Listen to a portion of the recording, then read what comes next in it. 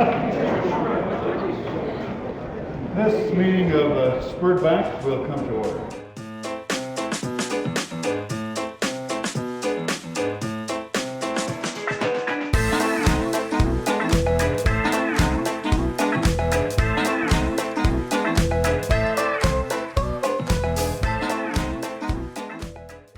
Hello again, folks. This is Zach Eastman, Vice President of SPERDVAC here with another episode of Behind the Dial.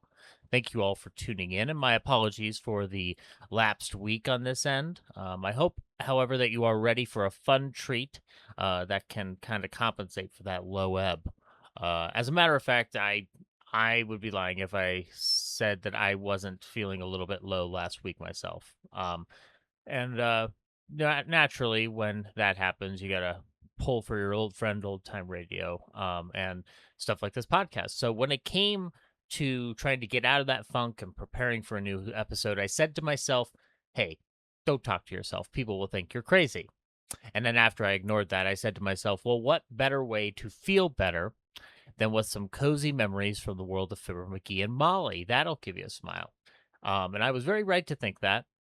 Truthfully, Fibber McGee and Molly aren't always my go-to for old-time radio comedy, but they are reserved in this small piece of my soul that when I was younger, I would mow lawns and listen to a bunch of different comedy tapes, not just my beloved Jack Benny. And Fibber McGee and Molly was one of them. And I would mow the lawns and listen to their antics at 79 Wistful Vista quite intently, to the point where I had in my mind what the house looked like, where the closet would be, how all of the characters looked from Old Timer on down to Mr. Wimple, how the scene would look with Fibber and Gildy getting testy with each other, everything. The vivid world that Jim and Marion Jordan created alongside Don Quinn has every right to be proclaimed as radio's finest for reasons like that. It's such a realized world that simultaneously gives you a lot of comfort. And as many listeners will remember, in the SPERDVAC end, we were honored to have a few folks behind the magic of that show on stage at the 1987 convention. We had writers, performers, and a brief word from Fibber himself. It's all here. And it's here for you old-timers to recall and for you newcomers to enjoy. So join me, if you will, on a trip to November 21st, 1987, where Elvia Allman, Phil Leslie, Tom Cook, and many more will help us celebrate the life and legacy of Fibber McGee and Molly. Okay, we are ready to begin, despite some technical difficulties, which they're still trying to iron out, so I can get some cues for some excerpts and some other things that we're going to be playing. I'd like to bring up those who are going to be with us today to talk about Fibber McGee and Molly. Ladies first, the lady who was on that show as a character actor for so many, many years, part of the cheering section over here, Elvia Allman. Yeah.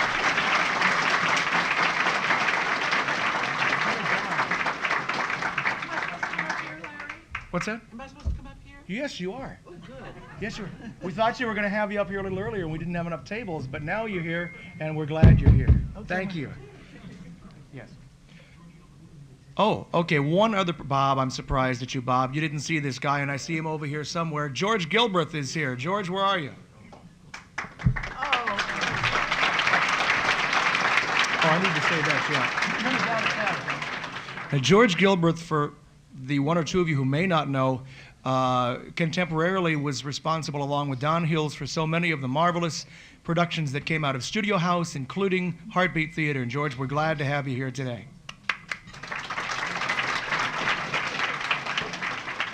We introduced writers earlier, and we had some writers with us before, and we're going to have two more who will be coming up to join us again. The man who wrote so many, many, many, many Fibber McGee and Molly shows, along with Don Quinn, Phil Leslie. Phil? And I'm going to have to share a mic with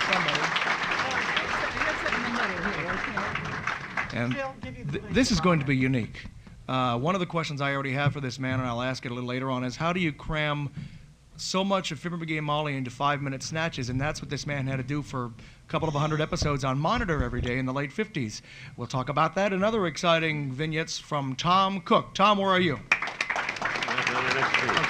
Now, Elvia's lap or what? how many chairs are there? Huh? There's just three of us here. You and Elvia and me. Where'd We Tom need go? another chair, huh? We need, Coming right we up. need another chair. It's going to sit in Elvia's Unless- lap. You want to? I'll go down there and then. No. Who's No. gonna speak first, sweetheart? I'll get out of the way. Let me ask a question. Speak at once. Okay? Okay. We also have some other tapes and things from people as well, which we'll intersperse, plus some excerpts of Fibber McGee Molly that Phil has brought along so that we can get kind of a flavor of the show. A couple of apologies before we begin from those who were unable to be here. Jim Jordan, as you know, Don't get it. Don't fall off. Don't fall off. That's your own age there, John. yeah.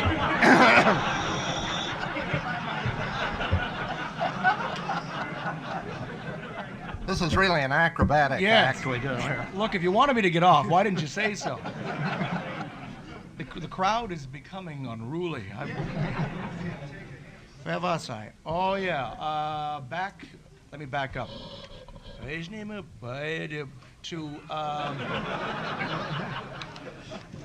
To somebody who wasn't able to make it. Now, I can't remember who I was talking about. Jim. Oh, Jim Jordan. That's right, who was 91. We do have the birthday card. We would like you to sign that, please, for Jim Jordan. Please do so. Bob, where is that? Right over Okay. there. That's great. And we also have another card for Milt Josephsberg, who is ill. Couldn't be here today, but he is recuperating, and he will pull out of it, and he will be back with us hopefully shortly. Next time we do one of these, perhaps we can have him. There's a card back here for Milt as well.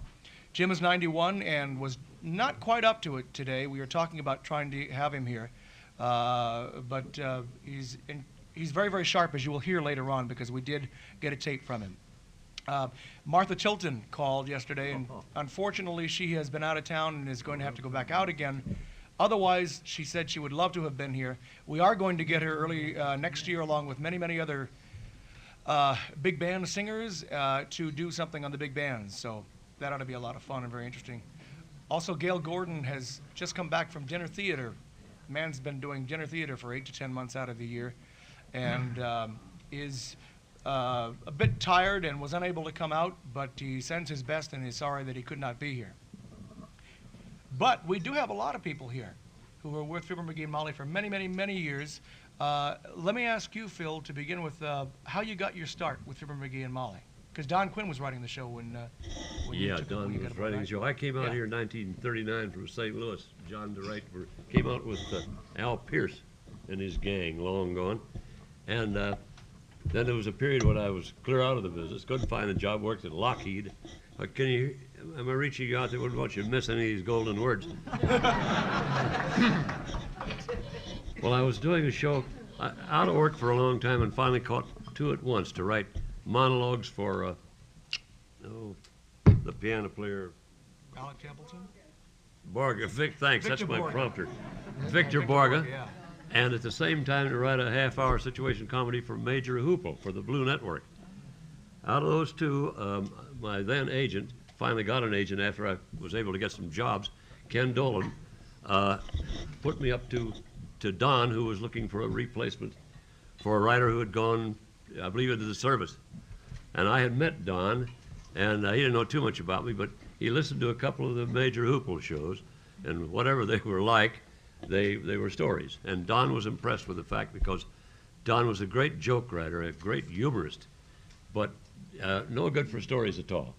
And as it turned out, Fibber Show didn't need stories really anyhow, but that was what hired me. And Don started me at, he said, what's he making? I was making $100 a week on each show, so Don started me at $200 a week. And it began a 13-year association that was just the joy of my life. And working with Don was wonderful, a great humorist and a wonderful man. And working for Marion and Jim was just terrific. And on Major Hoople, there was a kid, Alvin, the little boy played the Alvin kid on the show. I found out years later that Frank Brzee had been the Alvin. Frank Brzee. And also, for part of the time, Conrad Binion. Conrad Binion. Yeah. I ran into Conrad here the other day. And they weren't playing at the same time, but they both had a run at the role for quite a while. That was the story of my Fibber life. It was wonderful. Conrad's not here, is he? He was here last night. He was here not last night, yeah. You began in 1940, didn't you? No, Was it it 43? began in 43. Yeah.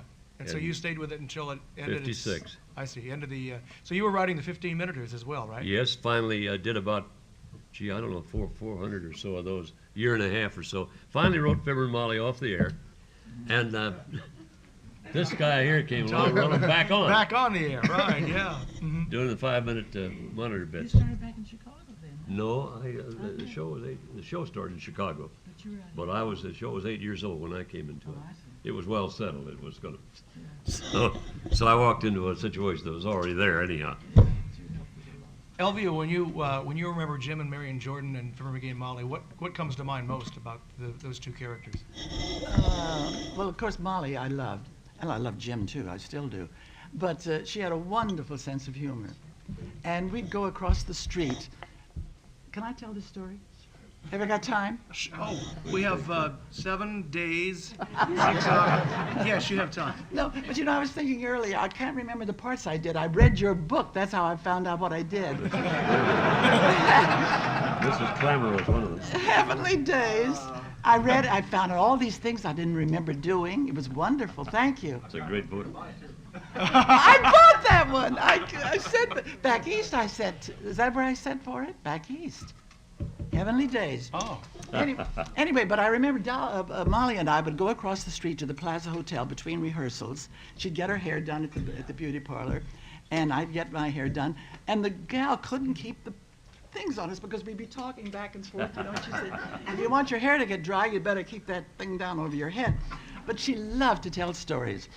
And one of these, I'm going to tell you this story. It's come back into view now. You know how stories go the rounds. But this was one that she told. She said this woman went into this shop to get a little dog.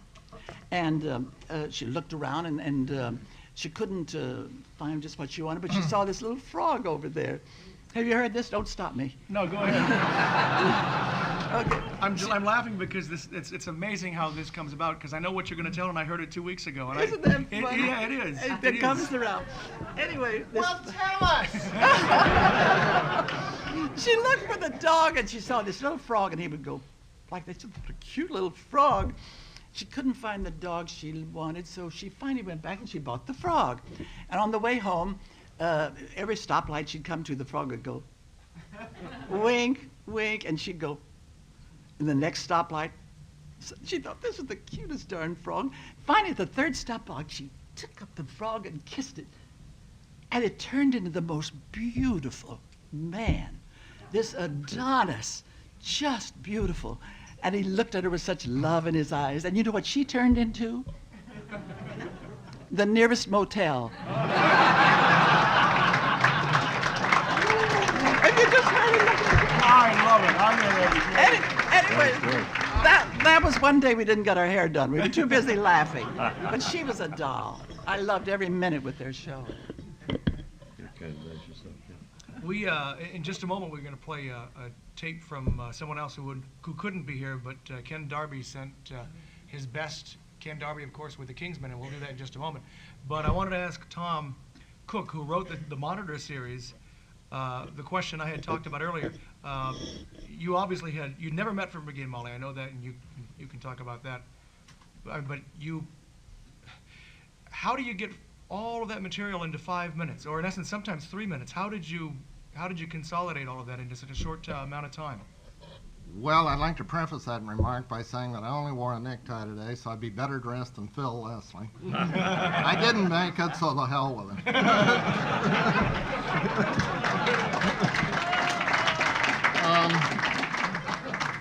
Well, actually, this was on the Monitor series on NBC Radio back in 1957.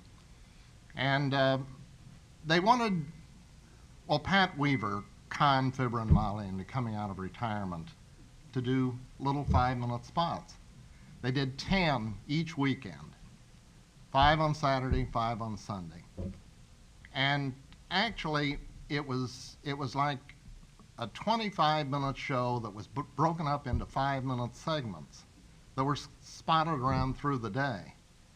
And the producer said, it's easy for you to do. All you have to do is write a 25-minute show, but make it so that if a person just hears one episode of it, it won't make any difference. Whether they've heard the other 4 now.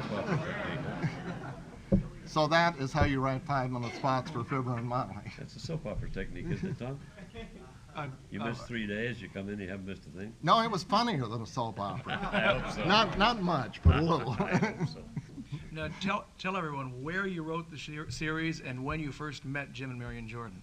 I wrote the series in my mother-in-law's sewing room in Ladue, Missouri, on a card St. Louis table. County. On a card table.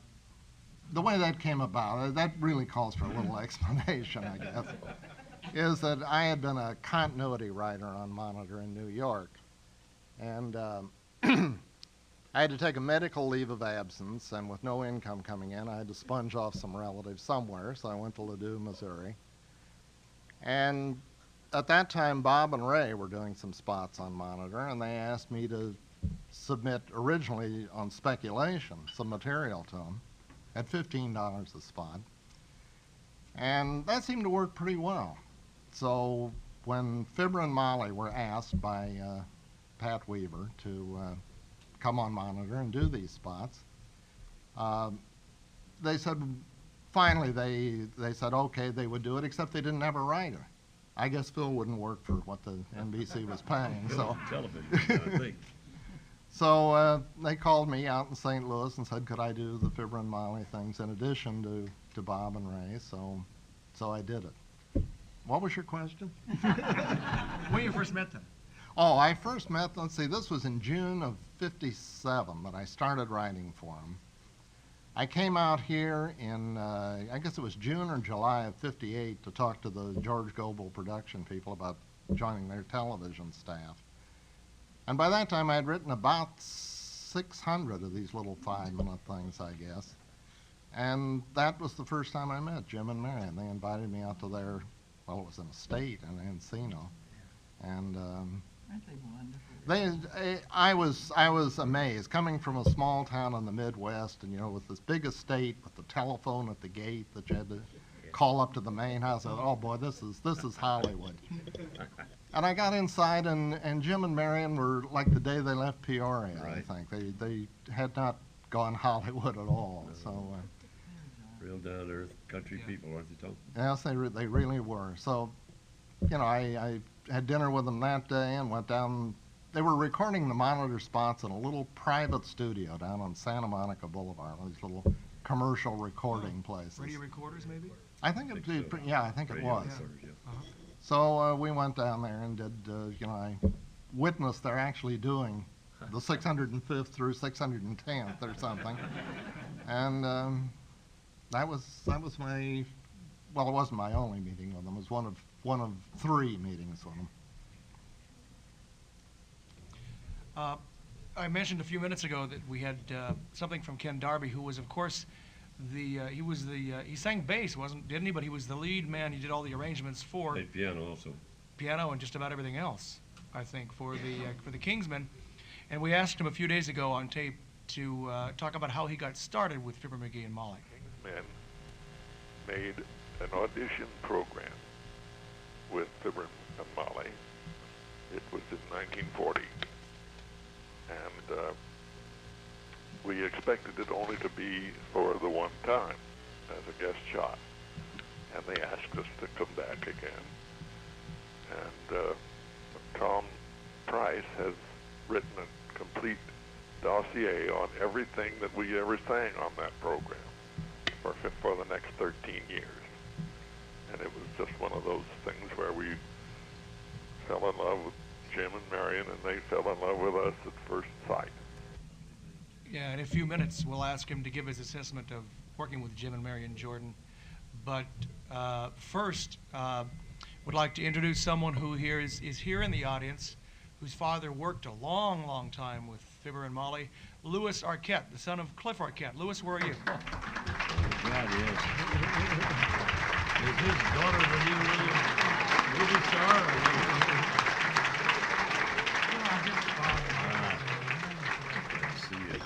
Hi, everybody. I'm totally blown out to be here. I've tried to get here before, but I was always out of town or out of the country or whatever. Yes, my dad was Cliff Arquette, who created the original Old Timer. And You sound a lot like him. yes. Yeah. Wait till I do him. Okay. You are, aren't you? He was replaced by Bill Thompson. I had the extreme pleasure of having lunch with some of the founders of SPERDVAC, and I told them that they should know also that the tradition continues. My daughter, Rosanna Arquette, is a movie actress, and Patricia Arquette did the lead in Nightmare on Elm Street Part 3, in case that's one of your favorites. I was thrilled to find out that SPERDVAC began actually in a church, and I think that's appropriate because I think old-time radio is very righteous.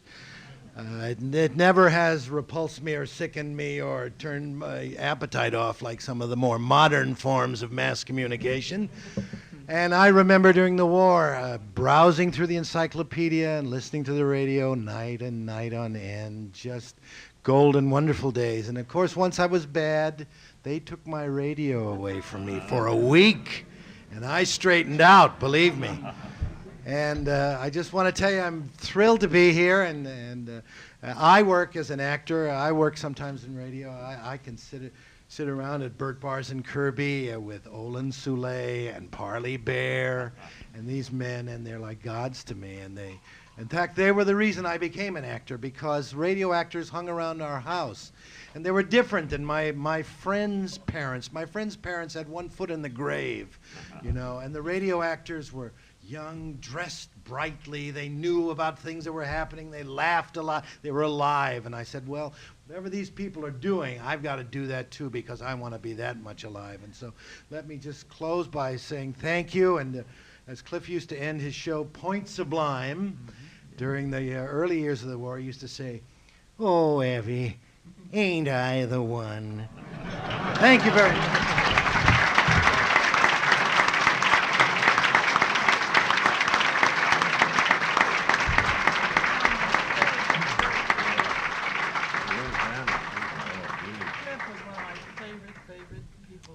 Do you have any stories about Cliff, either you or Phil or Elvia? I did the Packard show with him, and then we were supposed to be sitting in a dining room, and invariably, before the curtains parted, he'd tell me a story. Can you talk to your mic? Oh, that would help, wouldn't it? Yeah, a little bit. He would tell me a story. So by the time the curtains opened and was ready to go on, I was in hysterics. Never got to say what I had to say. Cliff's address out in the valley was Benefit Street, which always amused me. I don't know how many years he lived there, but the years that he worked with us and that I knew, Benefit Street and Van Nuys. I'm sure that was good for a lot of jokes from Cliff. I mean, he was a wonderful guy to work with. We once had a, can I tell those stories? Sure. We once had Cliff, it was the time of the McCarthy witch hunt, and Clifton, not Fadiman, but Clifton somebody, was Webb? No, it doesn't matter. Was on the blacklist of the McCarthy group. About that same time, Cliff Arquette played a shot on our show. We got a letter from a woman who said, you had that communist on your show, Clifton, whatever the proper name was. I can't remember now. Said, I'll never listen to your show again, and I'll never use your wax again. Well, that led Don Quinn to, most sponsors are scared to death of letters from the public blaming them for anything, but not Don Quinn and not Johnson's Wax. Don wrote to this woman and said, we won't miss you on the air because we didn't know you were listening. And she said, and he said, and you shouldn't use our product anyhow because Johnson's Wax is no good on a dirt floor.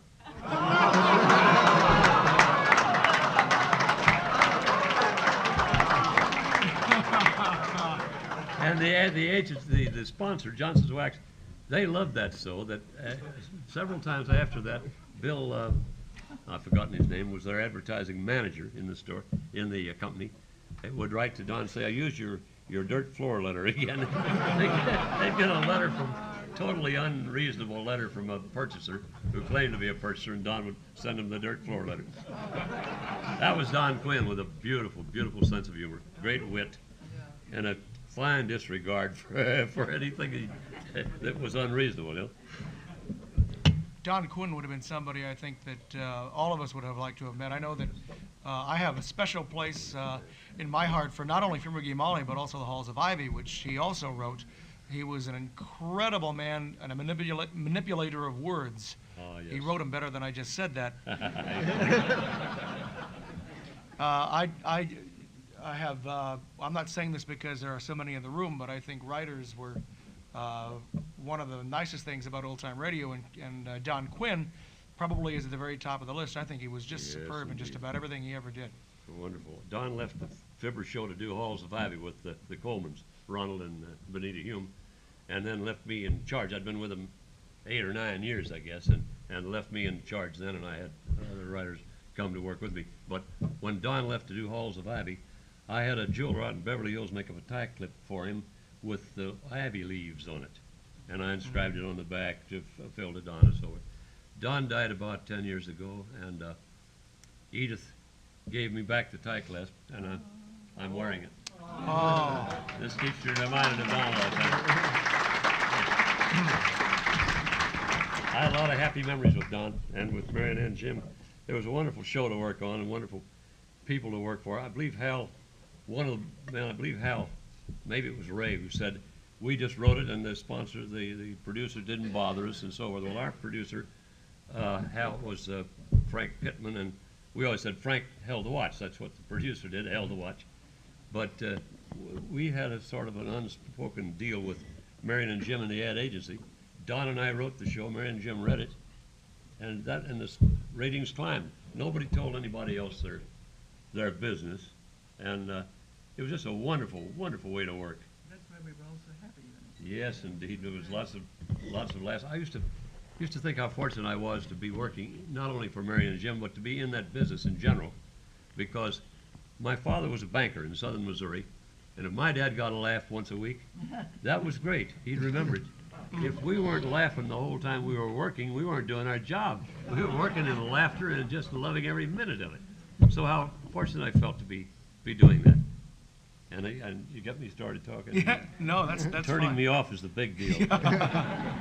Well, you're speaking of, you just gave it to Marion and Jim, and they read it, that was kind of a surprising thing to me, was that after I did meet Marion and Jim, after I say having written about 600 scripts for them, they only had 2 complaints. Marion said, please don't have me say my stars. I always say heavenly days. And Fibber said, when you talk about the stories that he would relate, you may remember, my old pal Fred Nitney of Starved Rock, Illinois, says, always begin the story by saying, I remember I and Fred would do so-and-so. Never make it Fred and I. It's always I and Fred. I and Fred Nitney, Starved Rock, Illinois. Yeah. And those were the only 2 complaints they had about the writing on the first year's shows. Weren't they great to work for? Oh, great, yeah. We did a show once with Fibber waiting for Fred Nitney, and Marion was waiting with him, and to meet Fred at the corner of 14th and Oak. Everything happened at 14th and Oak. Everything was at 14th and Oak. Right. And it was raining, and the weather was lousy. Marion kept saying, well, come on, let's go home. He was an hour late, 2 hours late. No, good old Fred. I haven't seen him. I promised to meet him here. At the end of the show, Fred never did show up, and the reason Fibber was waiting all evening and in the rain was to lend Fred $10. That's all the story you needed, too, you know.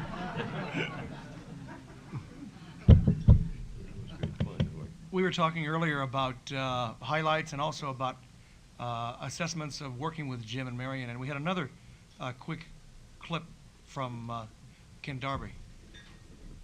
The only change that was made in the personnel was when Rad That's not had what to I go asked into about, the though, Army. John. You're not reading the piece of paper that I brailled for you earlier. Why do I do these things for blind people who don't read pieces of paper? Yeah, no, the last one for him. While he's doing that, rather, let me ask Elvia, in the years that you worked for Fibber McGee Molly, did you work about the time Gail Gordon was mail of trivia? Do you remember? Oh, yes. You did? Yes. Uh-huh. Tell me about Gail Gordon. Oh, God, what can you say about Gail? He is so great. Beautiful voice. And you go to lunch. I seem to be doing nothing but saying that other people told stories. But we go to lunch at the Brown Derby, and he would have us in hysterics with stories. He was a great storyteller. Oh, but he couldn't make it today, huh? No, as I said, he's done dinner theater now. He's been doing it I don't know how many years now. I know. In Canada and all over the country. Yeah, too bad the Lucy's Yeah. show didn't go the second Yeah, one, yeah. I never should have tried that third time No. around. Gail, two great things about Gail I found, aside from the fact that he was a very good-looking man, very imposing-looking, was his sense of timing, which was just absolutely Yeah. impeccable, and the beautiful, beautiful voice. Yeah. We used to hear jokes, and we'd tell them to Gail to have him retell them to us because wonderful. There was a great story that I picked up somewhere. The musicians used to bring them in, and this was a story about God and Moses at the parapets watching down below, and the rabbi was taking Saturday playing golf early in the morning, and he's desecrating the Sabbath, and God and Moses said to him, look at what he's doing there, and God just smiles, and the rabbi drives, and the ball's going off in the woods, and God just goes, and it comes back in on the. So this happens 3 or 4 times, and Moses keeps saying to him, what, he's desecrating the Sabbath, and you're helping him? Finally, God waves his hand and gives him a hole-in-one. And Moses says, now what have you done? He's desecrating the Sabbath. He's a holy man. He's ruining the day. He should be ashamed. He's sinning, and you gave him a hole-in-one? God says, so who's he going to tell?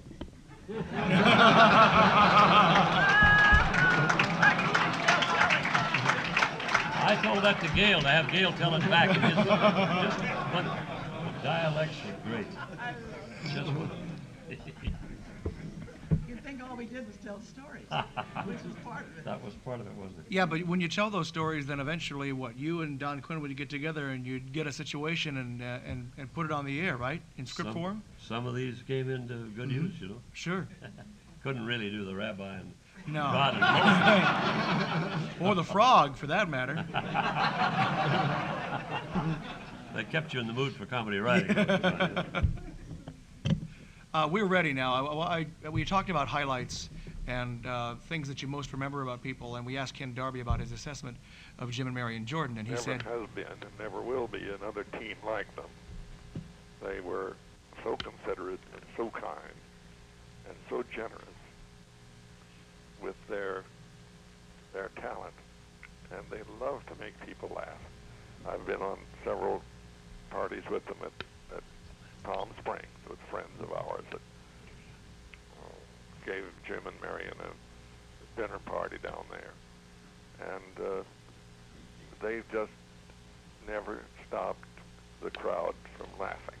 It was one of those situations where we all enjoyed each other and them so much. They were so generous. isn't it interesting that, and you can hear it too, if you listen to any of the shows or some of the interviews even that Jim has done, I mean, you can hear the genuineness coming out in the voices, can't you? Yeah, yes. You can tell if somebody's actually really not what they seem, but in their case, you can hear that they're genuinely very nice people. Thought the only change in Jim was that he pitched his voice just slightly higher for Fibber, and that was about the only thing. It was Jim talking. She had a wonderful laugh. Oh yeah, and Jim used to love to break Marion up. It didn't happen very often, but he didn't have a better audience in the world than his wife. Marion would just whoop when Jim would blow something. Oh yeah, you can hear her in the shows, can't you? Yeah, she'd get that Irish, Yeah. that sort of housewife Irish voice. And on the Fibber show, in her character, when she'd get angry with somebody, she would relapse into the sort of goat sleeve Irish. She'd call a guy, "Oh, you big Lugan," and her voice would go real Irish kind of voice. She was wonderful. That just if she was angry, you know. Yeah. No, the early shows she had the Irish, a little bit of a dialect, and then later on that disappeared. Yeah. Was she still doing that when you took over? No, they'd been on 8 years when I Yeah. came in there, and she was just as you heard her in her last days. She was just. Why did she do that? You know? I don't know. She played a lot of roles in the early years, you know. Yeah. When Tom said that Marion didn't want her to say "my stars," have her say "my stars," that was a Ms. Thomas in one of the shows. It was Ms. Thomas who would say "my stars," and that was sort of the delivery and everything.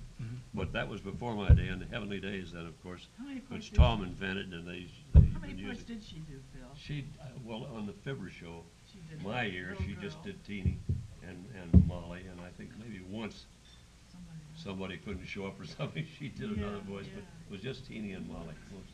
But she Tom? had done all kinds of things on Smack Out. Hey, Tom Price, you're under the gun. How many parts did she do? Pardon me while I consult my book. Before Fibber Fibber, show lots of them. about your time, she occasionally did Mrs. Worry Bottom. Yeah.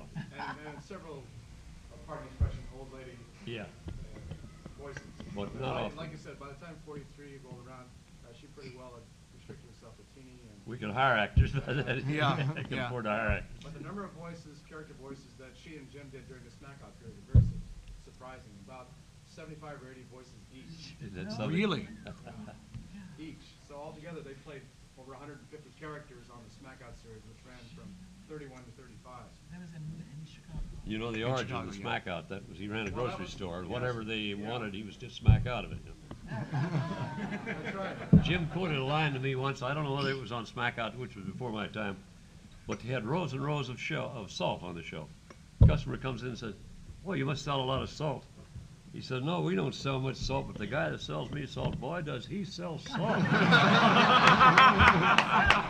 Part of it was from Smack Out, I don't know.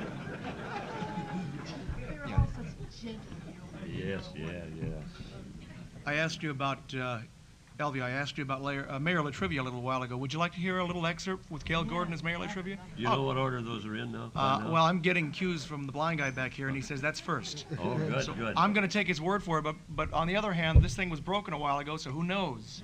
These are excerpts from about 7 or 8 characters that I pulled out of a nostalgia night that I did a couple years ago. And I don't know what order they're in, but by now Larry knows or Yeah, John knows. first one is Gail Gordon as Mayor LaTrivia. Good. Let's hear it. Who's coming down the street? Look who's coming down the street. Well, Mayor LaTrivia. Hello there, Mr. Mayor. Well, good afternoon, Molly. McGee? Hi, LaTrivia. You seem to be in a good humor today, Mr. Mayor. What's new? Well, I've just come from a luncheon, Molly. The annual press club luncheon for the governor. Oh, annual, huh? That the one they have every year?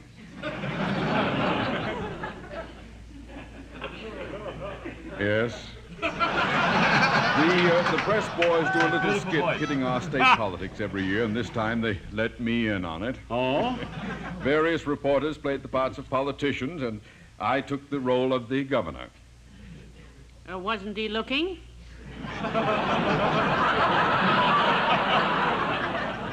Looking? The governor, when you grabbed his buns. Were they Parker House rolls or hot biscuits? Because hot biscuits Oh, no, would be too hot. no, not at all, no. I'm afraid you're not quite with me here, McGee. You see, Not if you're going to turn out to be a biscuit snatcher, I'm not. No, sir. The city feeds you well, Mr. Mayor. You don't have to eat the governor's rolls when the poor No, man... just a moment, please.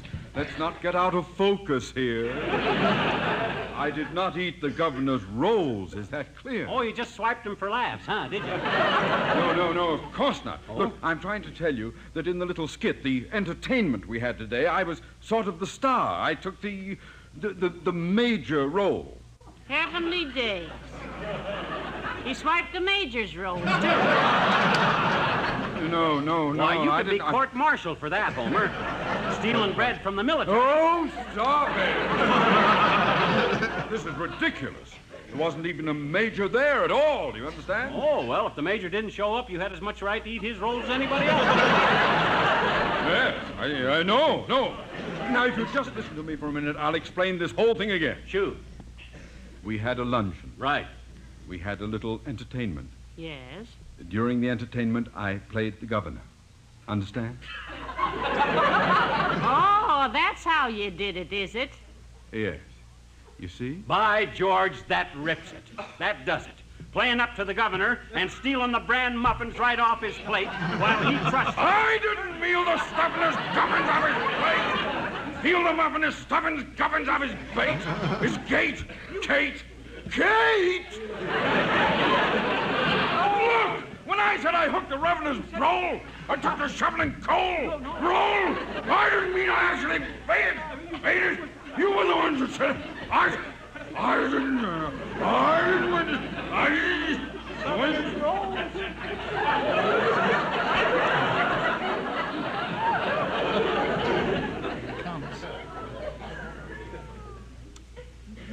McGee. Yes, Mr. Mayor? A friend of mine brought something home last week that I'd like to get for you. Oh? I'd like you to have it for the rest of your life. Isn't that sweet? Yeah, well, gee, thanks a lot, Latriv. What is it? Pneumonia.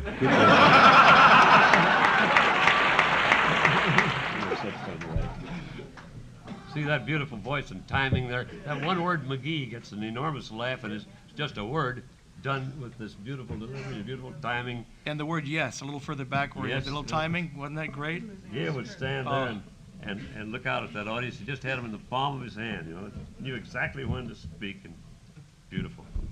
In a few moments, we do have some words, speaking of speaking, from Jim Jordan. Not too terribly long from now. But, John, we do have another excerpt, and I thought we might want to do that. What is this one? I haven't checked yet. Oh. Roll it out. I'll check it out. Keep talking. Okay. While he's doing that, Jim Jordan was probably one of the most well-known performers in radio, and I wonder what he was like to off stage. For many of you who want to talk about that, was he shy? Because sometimes I get that impression that he's very quiet. Quiet, yes, I would say. I find him shy but quiet, gentle spoken. Yeah. Not like the character obviously he portrayed. Oh, not at all. Yeah. Not at all. It does bring one interesting thing to mind to me. When you say he was, one of the best-known performers in radio, which he certainly was. I remember going out to dinner with he and Marion at a restaurant in Encino, near where they lived. This was about 1960, and of course by that time they had been, they were huge stars, but they were off the air by then.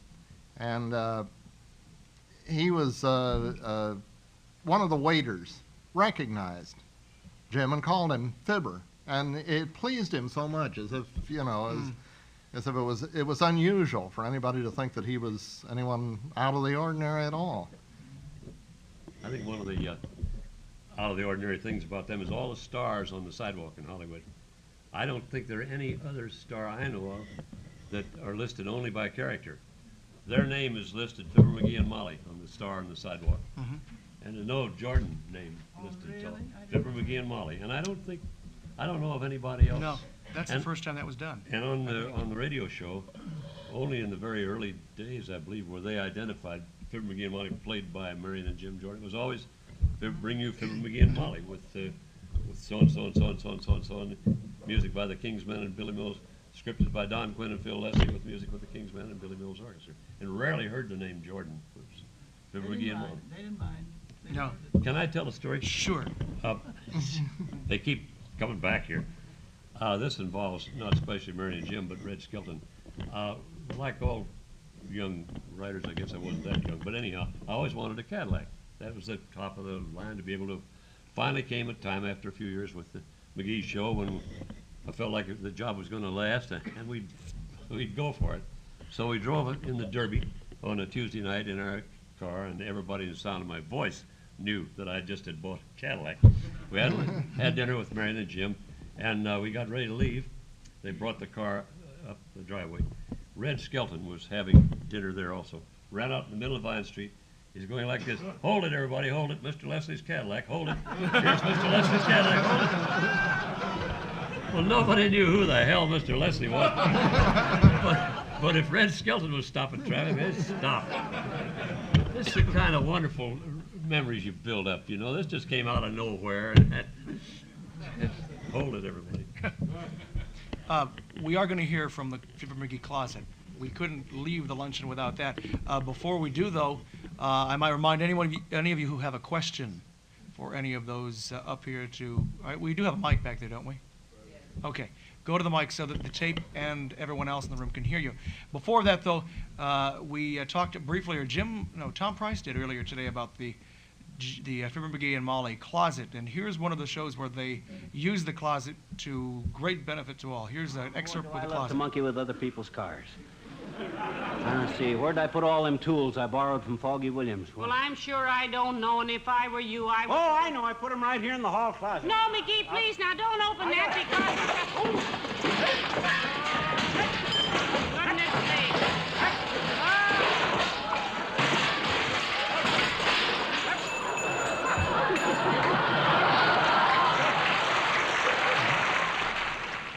Can you imagine what a joy that was to the writers? If you came up to a spot and you didn't have a big joke to close with, open the closet door, boom. It was really money in the bank, I tell you. It took up 2 or 3 minutes. It was wonderful, boy, oh boy. But what's great about that whole gag is that it's just as funny to the audience in the studio as it is to the people in the home. And you might explain why. What did they do in order to get that kind of Well, they effect? had a stair-step arrangement, like about 6 steps. And Monty Fraser just piled it up with all kinds of junk. I don't know what order he had it in, but there were thuds and pings and bangs and bells and all kinds of sounds. And at the end, so they watched Monty's raking it off 1 step at a time for the people to see. And this is the effect. And then the reason for the bell was just a little dinner bell that Monty would ring at the end. It was to tell everybody that the closet was over, that the sound was over, because it went on and on and on. And if you didn't have some sort of a definite finish, you might never know whether the thing was over. And that's what that was for. Was it scripted so that if you were either short or long, could the director give the sound man a cue? No, it was either written in or not. I see. We take care of the timing in advance, of course. Yeah. It was Phil either, had, excuse me. just simply says hall closet, and that was it. I was going to say, Phil had all the luck. By the time I came along, the budget was too small and the studio was too small to do that gag at all. Told you I wrote him off the air once. The closet just happened. We were often asked who invented the closet. Nobody remembers for sure, but somewhere in Chicago in the early days, some kind of a closet effect they did, and it caught on, so they did it again, and then it grew through the years, and nobody's ever able to really take credit for it, but we all said thanks. Would you like to hear from Jim Jordan? Yes. Okay. Thanks to Tom Price, who went over to the house yesterday.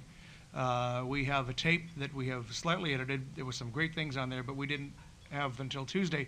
So we edited it a bit, and what you're going to hear is a couple of things from Jim Jordan. The first is a question which was asked, which is, do you have a message for those attending the SPERDVAC convention today? Well, I hope you all had a good time, or have a good time, and I'm sorry I can't be there.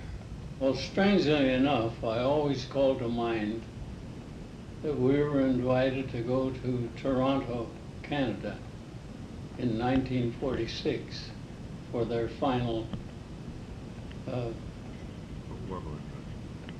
drive for money for the war effort, and did the show from the Maple Leaf Gardens, and we had an audience of 20,000 people, which was quite a deal for a radio show in those days. One of the funniest things that ever happened was a football that I did one morning when we were on the Breakfast Club, and we did a little skit on there called Toots and Chicky. And this morning, and we did this show standing on parallels, which were about a foot high, above the band, and the band was the audience. And they laughed at their jokes and at our jokes, we thought. We thought they were our jokes. And this morning, we opened our little skit by Marion saying, "Good morning, Chickie," and I'd say, "Hi, Toots." And this morning, she said, "Good morning, Chickie," and I said, "Hi, Tits." And then we went on for about a page and a half, and that's as far as we can go. We were killing ourselves, and the band was laying all over the floor and knocking our heads off when Don McNeil walked back into the room, and he wondered what was going on, so we had to do it all over for him. The next question we asked Jim was, what do you consider your greatest professional accomplishment? I consider our greatest professional accomplishment is the fact that we fooled them for so many years. I have fond memories for all the people that I worked with in all those years, especially Hugh Studebaker, Bill Thompson, Hal Perry, Gail Gordon, Ken Darby, and the other King's men, Martha Tilton, Harlow Wilcox, Don Quinn, Phil Leslie, and Tom Cook. And the last question that Tom asked him, which is rather interesting and a typical Jim Jordan answer, do you have a message for the youth of the country today? I would like to say on leaving you what perhaps some of you have heard me say before. That is that you're awful nice to old people. That's Jim Jordan.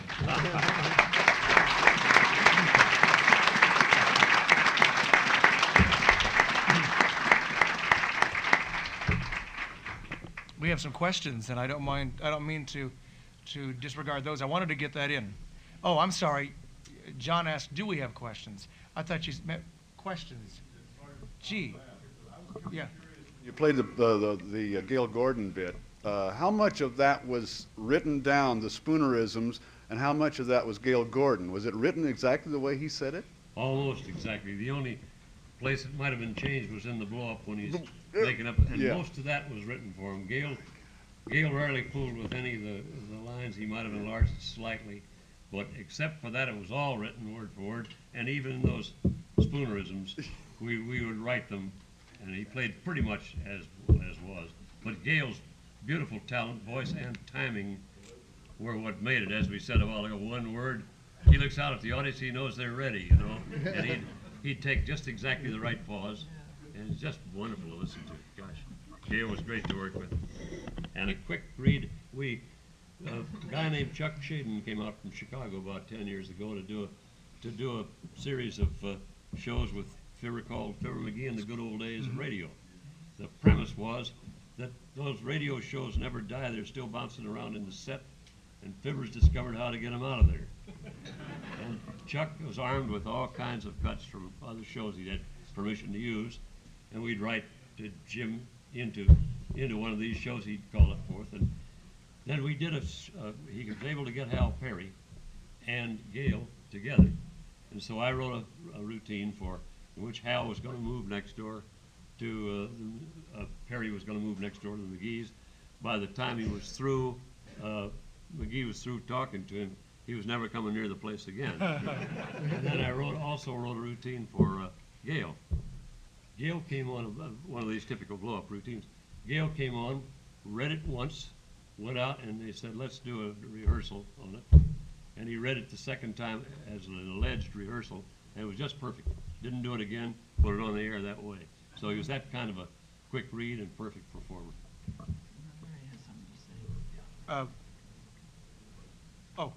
We have a question? Oh, Elvia Allman, did you have something to say? No. Oh, okay, I misunderstood you. Randy, go ahead. At some point, I haven't quite been able to nail it down as to when, Gail Gordon stopped doing Mayor Latrivia, started doing Foggy Williams the Weatherman, and at a later time apparently came back as Mayor Latrivia. Would you tell us what the scenario was and the reasoning behind it? I can't tell you the dates, but Don named Mayor Latrivia sort of with a tongue-in-cheek of Mayor LaGuardia in New York. LaGuardia died, and Don thought that season we should knock off Mayor Latrivia. So that was the reason for it. Coming up with a character, Don came up with Foggy Williams, the weatherman, who was always just not quite sure of anything. It was not a very successful character at all. No. It wasn't a very good character. And as soon as we could, after perhaps 2 seasons, Don figured we could go back to Mayor Latrivia again. Well, that was typically Don. Nobody related to LaGuardia may have connected Latrivia with LaGuardia at all. But in case they did, this was Don's line of thought. One character that never appeared on the program, but Fibber frequently made reference to him was Mel Hess, and his friends called him Mel of a Hess for short. Remember that? Yeah. Question, go ahead. parts on the program. Yes, Bill played, I did a lot of parts before I was there, and he played the old timer and Wallace Wimple regularly on the show. And then he would do things like the Irish Cop, and he'd do Aunt Sarah's Butler, the English, and he'd do the streetcar conductor, the Gorfalessenberg and Mercury. And the routine about streetcar conductors was that you, learning to be a streetcar conductor, you'd start out with a mouthful of marbles, and you'd take one out each day. And when you no longer had all your marbles, you were a graduate. That was our treatment for him. And he did wonderful voices, all kinds. Bill was a comedian from the word go, and everything was for fun. Helen used to have a Christmas party every Tuesday between Christmas and New Year's. We'd have a party at it. We had a big house up in the hills, not far from the studio. And between those two New Year's and Christmas shows, we'd have a party. Helen used to say it was the only party she ever knew where 45 people all came at the same moment, because they would all be driven up from the Derby parking lot or wherever they were. And Bill would come as a different character every time. He dressed as a member of the Swiss Guards and in the Vatican with the striped bloomers and kilts and a bagpipe, and he just did every kind of thing. All this was just for laughs.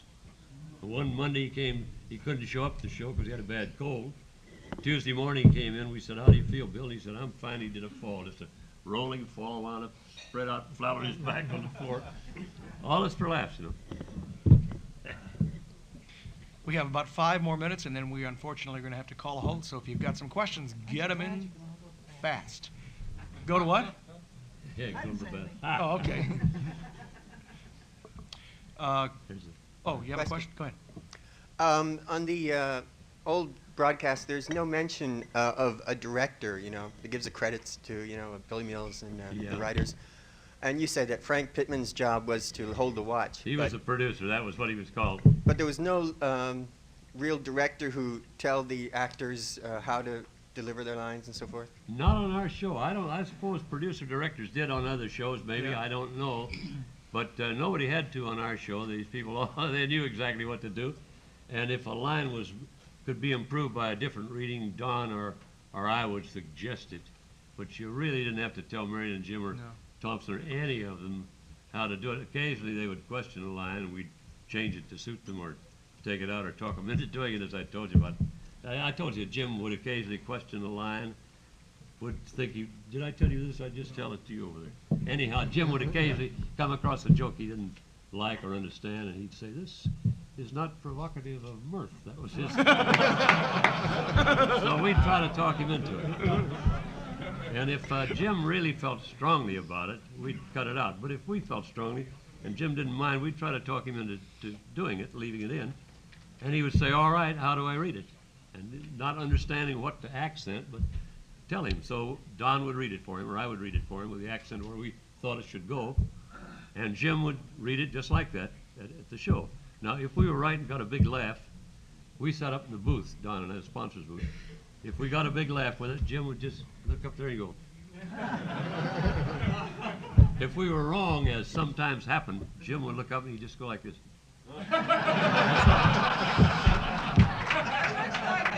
Yeah, those are the things that made him so nice to work for, Didn't you have Cecil Underwood on the show? Didn't he do a lot of directing? Yes, when I first came in, Cecil Underwood was the, am I yelling in your ear? No. Cecil Underwood was the agency man for Needham, Lewis, and Borby, and as such produced the show. Then for the agency? For the agency. Yeah, right. And Cecil, they produced it more or less. Still, Marion and Jim and Don they were in charge, and if Cecil suggested something they didn't like, they would just ignore it. But then when Cecil moved on elsewhere, Frank Pittman became the agency man, and Frank was then the producer, director. And Frank was the one that we said, "Frank, you hold the watch, we'll do the show." Speaking of the watch, unfortunately, we're going to have to call a halt.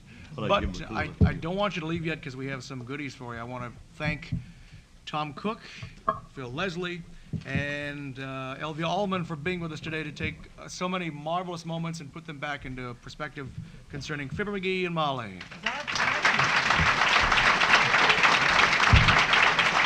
Don't go anywhere. All right.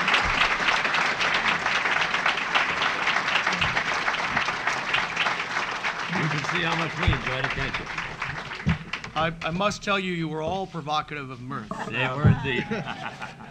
And as such, I would like to give a honorary membership to Tom Cook. There you go, and I thank you so much for coming to us. I'm already an honorable member. Yeah, you are.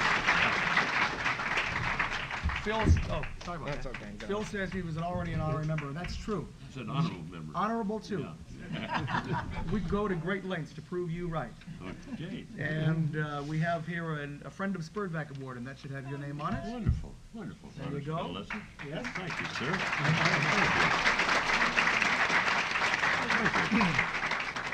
And to this lady who said, I don't know what I'm going to talk about, we're going to give you a Friend of SPERDVAC Award because you were just tremendous. Elvia Allman.